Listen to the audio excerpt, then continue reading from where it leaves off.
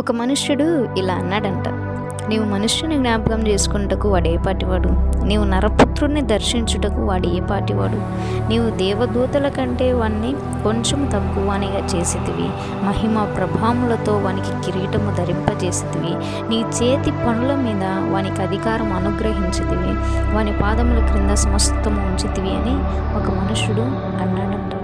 నిజమే కదా, దేవుడు మనల్ని జ్ఞాపకం చేసుకుంటకు నిజంగా మనం ఏ పాటివారు ఆయన ముందు నిలబడగలం?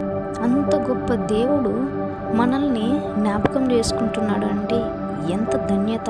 దేవదూతల కంటే కొంచెం తక్కువ అనిగా మనల్ని చేసి ఉన్నాడంట.